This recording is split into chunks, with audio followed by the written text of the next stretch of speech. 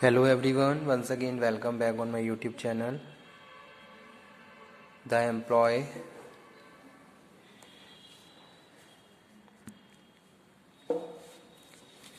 State Insurance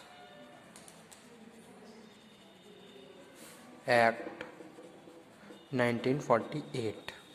ठीक है, industrial law में हमारा यही टॉपिक चल रहा है जिसमें द ESI एक्ट 1948, जिसमें हमने इसके बहुत सारे टॉपिक कवर कर लिए हैं। आज के सेशन में हम डिस्कस करेंगे miscellaneous provisions of ESI act. Okay, तो यहाँ पे मैं मेंशन कर देता हूँ।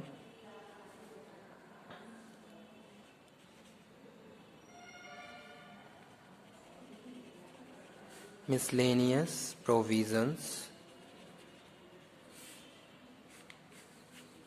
of ESI। ठीक है,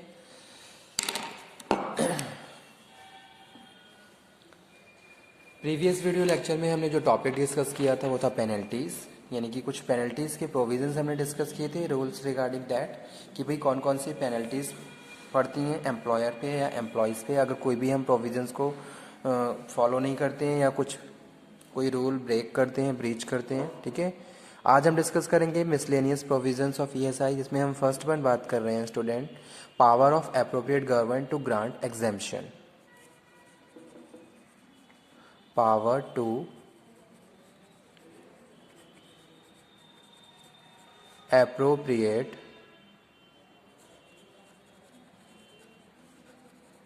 government to grant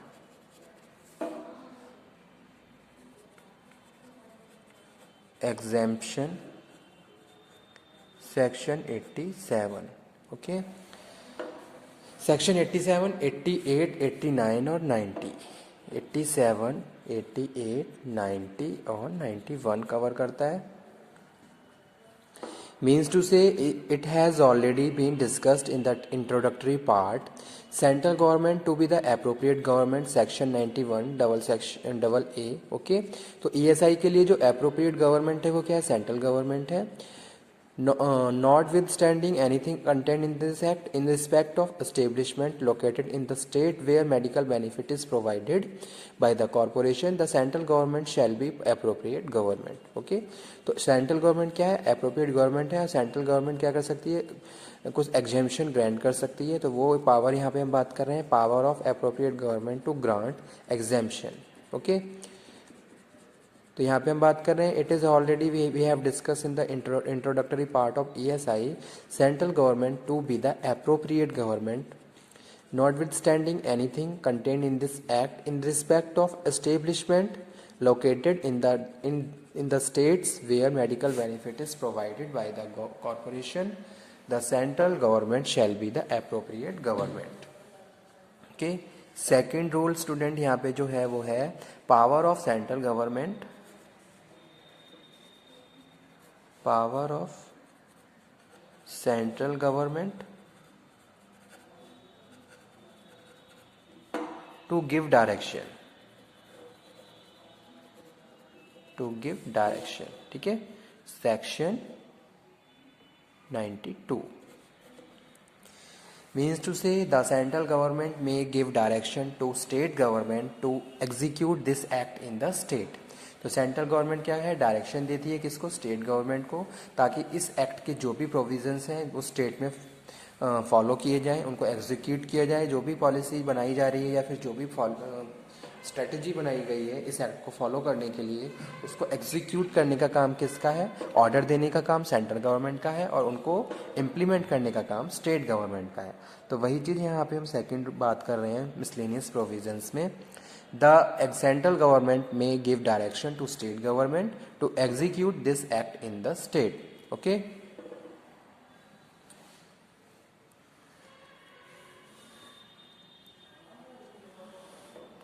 उसके बाद जो थर्ड प्रोविज़न है वो है corporation officers and servants are public servant.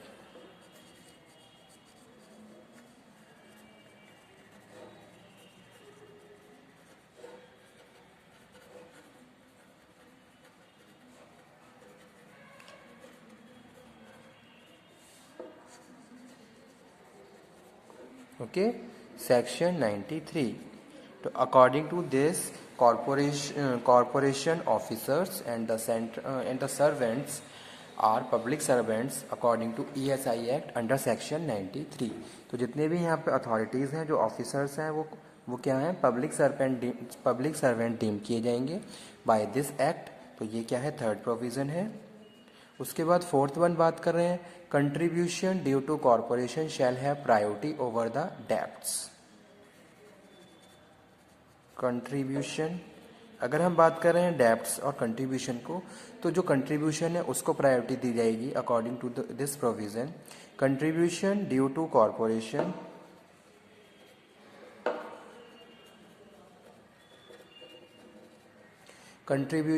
Corporation shall have priority over other debts, section 94। Okay, उसके बाद स्टूडेंट नेक्स्ट जो प्रोविज़न है वो है delegation of power.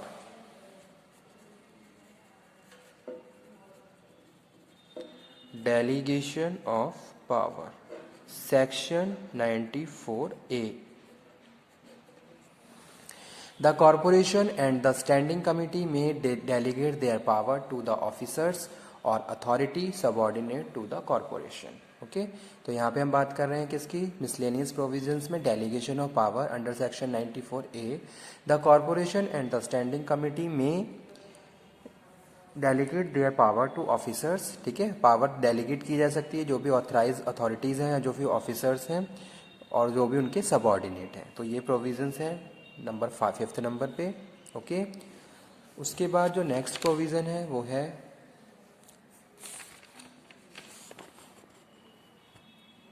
Power of central government to make rules.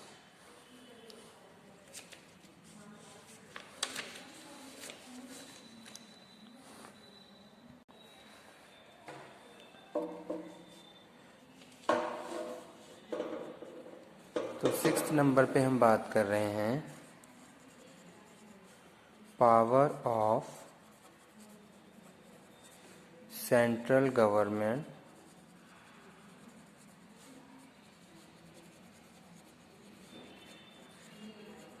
To make rules, section 95। The central government in consultation with the corporation and subject to the condition of previous publications may make rules not inconsistent with the act of following purpose। तो central government के पास power है कि कोई कुछ certain conditions जिसमें वो कुछ rules को बना सकते हैं या कुछ कोई अल्टरेशन, कुछ अमेंडमेंट कर सकते हैं।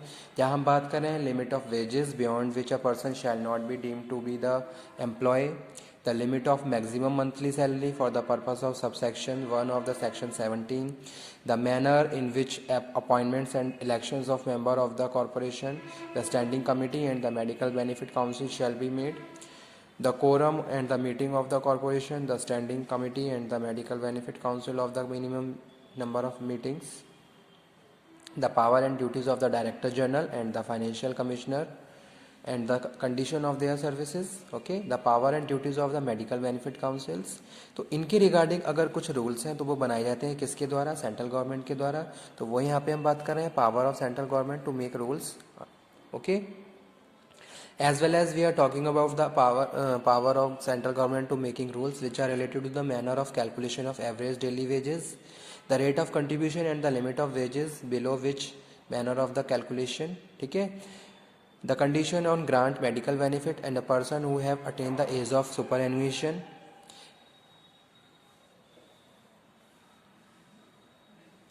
any matter which is required allow this act to be prescribed by the central government, the power to make rules confined by the section shall be include the power to the retrospective effect। okay, rules made under this section shall be published in the official gazette and thereupon shall have effect is enacted in this act। ठीक है, तो ये सारी power किसके पास है, central government के पास है। उसके बाद 7th नंबर पे जो मिसलेनियस प्रोविजन है वो है power of state government to make rules. power of state government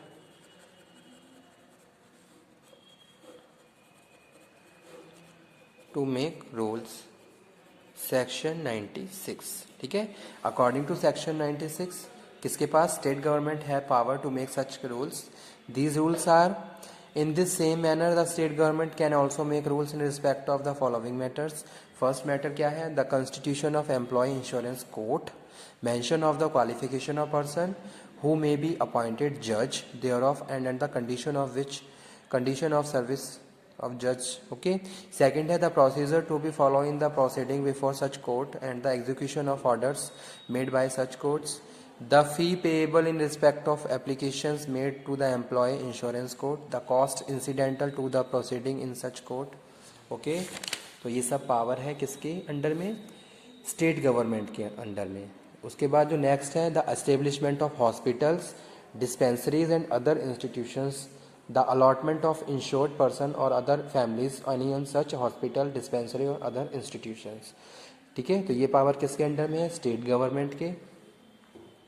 उसके बाद यानी कि यहाँ पे हम बात कर रहे हैं कि भाई कुछ पावर सेंट्रल गवर्नमेंट के अंडर में इन सर्टेन केसेस, ठीक है, और कुछ पावर क्या है स्टेट गवर्नमेंट के अंडर में, जैसे इंस्टीट्यूशन एस्टेब्लिशमेंट का काम है, हॉस्पिटल्स का काम है। तो ये सारी पावर किसके अंडर में आती है, सेंट्रल गवर्नमेंट के, स्टेट गवर्नमेंट के अंडर में, कि वो कहाँ पे उसको एस्टेब्लिश करे, ठीक है। उसके बाद है power of corporation to make regulation, power of corporation to make regulations, section 97। Similarly, the corporation can also make regulation in respect of the following. First one, the time and place of meeting of the corporation, the standing committee and the medical benefit council of the procedure to follow the such meetings, okay। Second है the time and within which the manner in which factory or establishment shall be registered. Third one, the matter which shall be referred as the standing committee of the corporation or decision. Next one, the manner in which the any contribution payable under this act. Next one, the rate of interest higher than 12% in delay payment contribution, okay। Next one है the register of employees to be maintained by the immediate employer, okay। The certification of sickness and eligibility for any cash benefit। तो ये सारी power किसके under में है, power of corporation to make regulation, okay.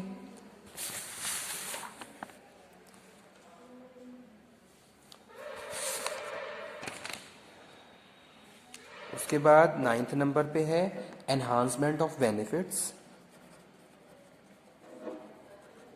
Enhancement of benefits, section 99। The corporation has the power to enhance the benefit and period of which such benefit may be given when its fund is so permit, okay। तो enhancement of benefit power has government। और उसके बाद है power to remove difficulties, power to remove difficulties, section 99A। If any difficulty arises in giving effect to the provision of this act, the central government may be publication of the official gazette make such provisions not inconsistent with the provision of the act which is necessary to remove those difficulties, ठीक है। तो ये था हमारा आज का topic जिसमें हमने डिस्कस किया the miscellaneous provisions of ESI act, okay. Thank you very much.